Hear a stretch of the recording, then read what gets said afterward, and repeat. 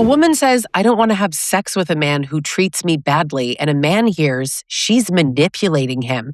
And that's the part that I really want so many people to listen to, because a woman can say, I don't feel safe, or I don't feel connected, I don't feel respected, I don't feel open to you, or my body is shutting down around you. These are very basic things that so many women describe. And then a man's response is, you see, she's using sex as a weapon.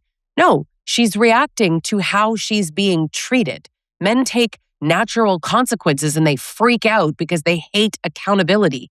This is the reason that so many men immediately call it manipulation, because they already believe that sex belongs to them. It's a belief system. They're entitled to it. I'm going to break down the defenses that men use when women stop wanting sex and why those defenses just absolutely do not hold up. Why calling it withholding from the get-go actually exposes their entitlement, and why a woman's lack of desire is often not punishment at all. It's actually information. My name is Lisa Sonni. I'm a certified relationship coach. I'm the author of 5 books, and I'm an expert on the topic of abusive and toxic relationships. Now, tons of men want to immediately comment, well, there's got to be all these other reasons. What about medical issues? What about menopause? What about this? What about that?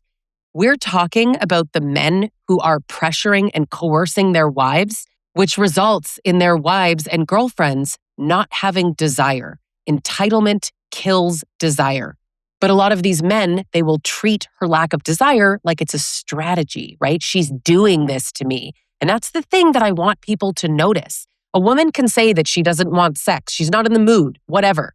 And immediately he assumes that she is doing something to him, right? You hear this language. She's punishing him, she's controlling him, she's withholding, she's abusive. I have heard this be called sexual abuse. She's making him suffer. She's using sex as leverage, right?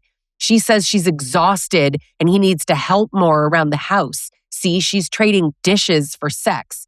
But what they're not asking is, what made her body shut down, right? You want to come up with any reason other than it's you, right? And I'm not saying it's never something else, but we're going to stick on topic as hard as men find that, right? If you feel like you're struggling right now to just stay on topic, scroll away. Quite simple. Stop asking, how dare she deny him? Because that concept tells you everything. Her lack of desire is not being treated by these men as information. It's an act of defiance to them. Now, a natural consequence, it's not a weapon. It is the natural result.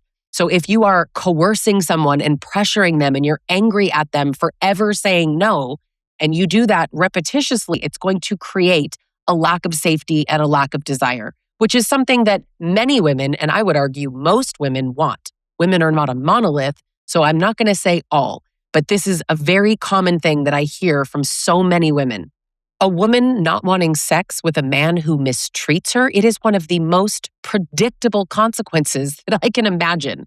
If he yells at her, her body shuts down. He ignores her feelings, her desire dies. If he pressures her, right, she's no longer safe.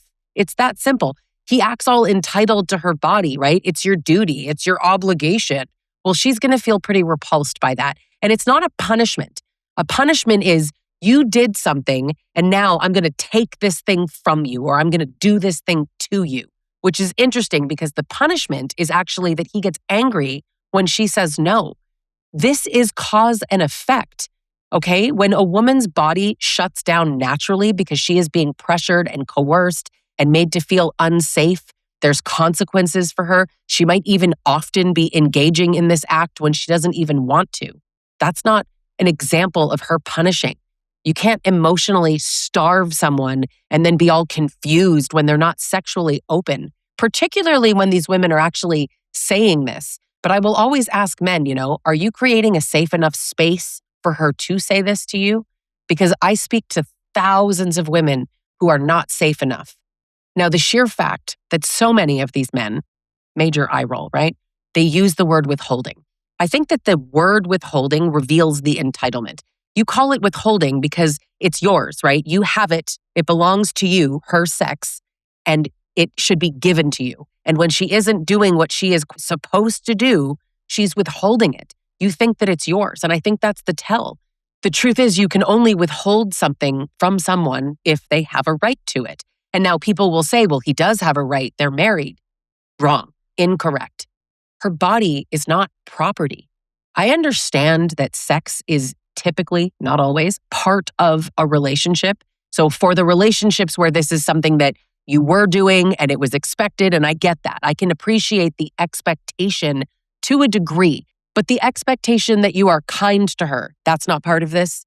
Because I've made so many videos and so many skits even where a woman will say to her male partner, you're pressuring me, you're not being kind to me, we don't feel connected, I just don't have the desire for you anymore and I want to talk about this. And he immediately plays the victim and everyone's like, but he should leave her. He should leave her immediately. He should cheat. She should give him a hall pass. Are we just all really, anyways, the men are just going to skip over the words that she said, that she wants to feel something. She wants to feel loved. She wants to feel connected. She wants it to be okay to say no sometimes. When she says no once, he lets it go. She says it twice. He's getting angry and pissy. And that is the cause of it. Well, she can say no, but not too often. Right, there's rules around it. Anytime it's expected, anytime there's pressure, anytime you get angry at her, often this causes her to shut down. It's not a punishment. He is not being deprived of something because he doesn't need it. He wants it. And maybe that is part of the expectation of your relationship, but so is kindness. So is good treatment. Those are basic things. And the truth is that if you flip this, men don't want to be in relationships with women who are unkind to them. So why would women? Like, if I have a car and I don't let you drive my car, I'm not withholding transportation. You have options. It's my car, Trevor, right? It's the same concept, but it's just worse entitlement when it's someone's body, right? Because it's a way more disturbing consequence. Now, tons of abusive men will say, well, sex is a need. Okay, number one, if that were true, and it's not, but let's say for a moment it's true, that actually doesn't create a right over someone else's body. But sex is in fact not a need. Do you know what a need is? Water, food, air, one could argue shelter. You could even start looking at Maslow's hierarchy. And while I can appreciate that people need connection and touch and intimacy and belonging, absolutely, but needing something doesn't mean that another person owes you their body, right? Hunger is a need, but you're not allowed to steal people's food.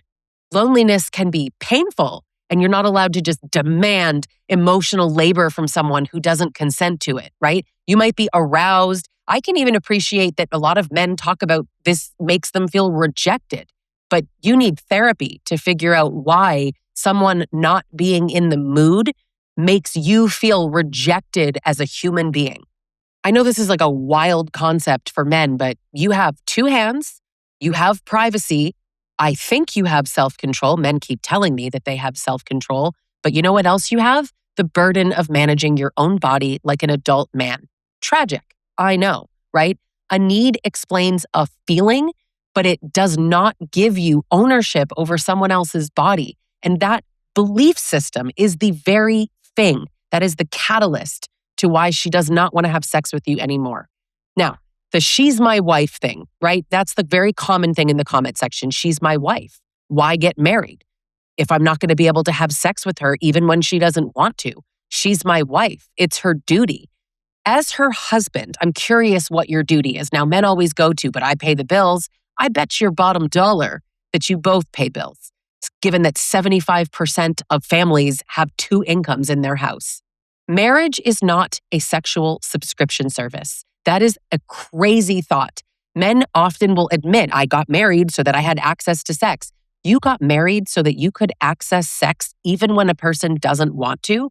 Because what are the acceptable excuses? I have a headache, not good enough. I'm on my period, also not good enough. Or if you have a headache twice, or the flu, or you're exhausted, whatever. Why does she need to give you a million reasons and sort of negotiate her no with you? No is no. It's really that simple. And in fact, not saying yes is a no. Consent has to be there. You know, you look at the Fry's model of consent. It matters. She has to be there. She has to be present emotionally. It has to be freely given. You can't just assume because rings were exchanged a decade ago, that means you can have it forever. That's not how consent works. Now, she used to want it is something that so many men say, right? She bait and switched him because in the beginning they had sex and then all of a sudden she just took it away from him. Or what is more likely to have happened is that you used to have sex when you were kind to her, when you were wooing her. What changes in so many of these relationships is that in the beginning, before marriage, relationships are much more fun and then marriage kills it. Well, what is it about marriage specifically that kills a lot of sex lives? Well, I'm hearing a lot of entitlement. And given that we know that entitlement kills desire, 1 + 1 is 2. The concept that she used to want it and she no longer wants it, that should make a man curious, not angry, right? She used to want it. What changed, Kevin? Did you stop listening? Did you stop caring? Do you feel entitled? Did you start grabbing at her? Are there children involved now and she's very irritated by all the touching and talking and commotion and needs a little more alone time? Did you start treating connection like it's a chore? Do you say things like, I have to listen to you talk, or compare sex with you to a chore that's completely unwanted, like mowing the lawn, right? I'll stop paying bills if she stops having sex with me. Is that you? Because what I'm hearing is that this woman that these men are talking about in my comment sections, she used to have desire. She used to feel open. And now she avoids you. She freezes, disassociates, does it anyway, just gives in to this disgusting request. And you're fine with that. You're fine with having sex with someone who's not interested in it. You know that it's unwanted, but you tell yourself you're not a bad guy because in the end she did it. So she must have consented, right? No, an entitled man gets really offended, and a mature man would be curious. He'd want to learn about this. Now, when we look at one of the most disgusting points that these men make, right? I provide, I pay bills, or they threaten to stop paying the bills if she doesn't have sex with him. I find it interesting because you're admitting pretty openly, right, that you pay for sex and that you think your wife is a prostitute. Providing money does not actually purchase you sexual access. And the truth is, if you thought it did, that's disgusting. And I wish so much that you had been more honest before you got married. So many men say she should have been honest before they got married. How could she be honest about something that she wouldn't have been able to predict would happen, right? She's not predicting that you're going to become abusive or toxic or neglectful or inconsistent or lazy or selfish or entitled. She didn't predict that, as you didn't predict that your own change in behavior would result in you not being able to buy sex from your wife anymore. And I'm always curious because so many of the men that say this are in dual income households. So what is it that she's purchasing with her contribution to the house?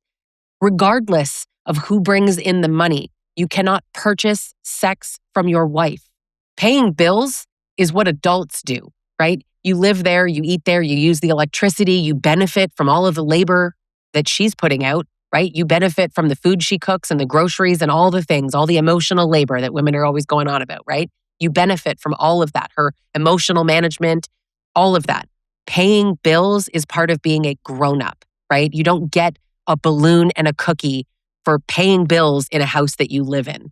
And you certainly don't get sex as a reward for it. That's actually incredibly transactional, which is so ironic because men will say that women use it as a transaction, but actually that comes from men because men's logic is often, okay, but I pay the bills, so she provides sex. That is the definition of a transaction. And I bet you any money there are women who feel that way and use it as a transaction to get their husbands to do things. And while I don't condone it, I understand how that conditioning happened. You taught her that that's what would get her more help. So now she uses it as currency. And that's wild. And that is non-consensual sex. Because the truth is, if she can't safely say no and she's completely free of consequences, and I'm talking a consequence from him being like, but it's your duty, or we're just roommates, or if you say no, I'm going to cheat on you, all the way down to the eye rolls and the mood and the huffing that a lot of men do when they don't get what they want. That is coercion. Now, something that men use as a bypass that I think is just frustrating and so aggravating is they will say that men connect through sex. They need sex in order to connect because women are often saying, I need connection in order to have sex. And he's like, okay, but I need sex in order to feel connected to you. And I get why men say that because you guys are socialized like animals. A lot of people feel connected through sex. A lot of women also feel connected through sex, okay? That happens. But if sex is the only connection that a man values, that matters. Because often women want connection before sex, and he wants sex so he can feel connected after sex. But do you see how the thing that's the bridge is her body, right? He refuses to build emotional safety, but he expects her body to create closeness for him. He is just outsourcing intimacy, but he's using her body to do it. And as a woman, that's disgusting. So often men understand pressure when they're the target, right? Ask a man to take the garbage out 5 times, right? And you're a nag. God, you're such a nag. I said I would. God, I said I would. So you're nagging him. So asking him multiple times until he does it. Oh, is that annoying? Really? So asking her 5 times for sex and then she does it. Does that, you don't see no, probably not, right? Ask a man to talk for 10 minutes, right? He's overwhelmed. Oh, I've had my own day. I have my own problems. Men will openly say, I have to listen to her talk. You have to listen to her talk. What a horrible chore. Doesn't sound like you like your wife. It's lost on me why a woman like that wouldn't want to sleep with you.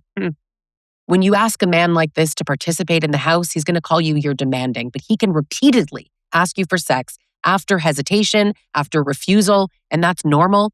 He can pout after you say no, and that's normal, right? He can withdraw affection until yes is the answer because he's taken something from you to coerce you to say yes. So maybe you give in. The amount of women who make comments and say to me, even in sessions, that they say yes because they know that he'll be in a better mood. So they do it to manage his mood. And I always wonder, do these men know that their wives are only having sex with them to help the man feel better? They don't want to do it. They are literally signing up for their own assault to make his mood better. And the crazy thing is, it often doesn't work. And if it does, it doesn't last. Men understand unwanted pressure so perfectly. They absolutely do. And something that a lot of women will also talk about is like, making jokes about putting something somewhere on him. We don't need to make jokes like that at men's expense for them to understand it. They should see the humanity in women regardless. We shouldn't have to threaten to do unwanted things to men to help them understand.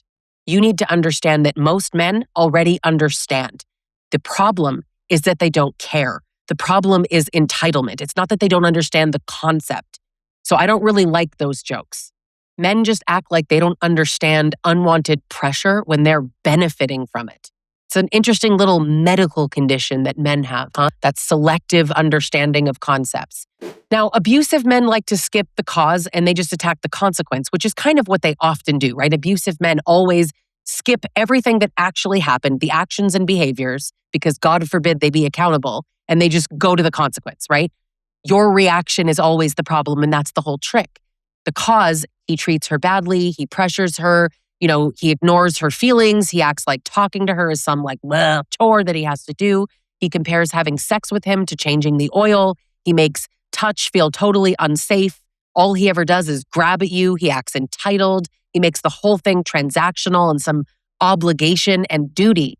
And then the consequence, the natural consequence, the scientifically studied consequence that is provably what is happening in so many relationships. She doesn't want sex. Not going to look at the cause though, right? Skip all that. She's just withholding. She's manipulative. She's failing as a wife. She's cold. She's frigid. It's her fault. She's killing the marriage. No, the bedroom does not die mysteriously. Safety is the problem. Somebody killed the safety, right? So why don't you investigate that? Why don't you approach this with curiosity? It's baffling to me. You want more sex. Women are telling you how you could have more sex. And you're like, no, she's mean. She's withholding. Oh my God. So many men, too many men, want sex without caring if she wants it. Are we all clear on what is being said here? I'm attempting to be softer with my language because this is a video on the internet. This is the part that people want to soften. A man can want more sex, and that doesn't automatically make him an entitled misogynist. I get that, right? You can feel rejected and not be entitled. Fine. Sexual compatibility matters. I get it. And people always go, well, you should have talked about this before you got married. Again, talk about what?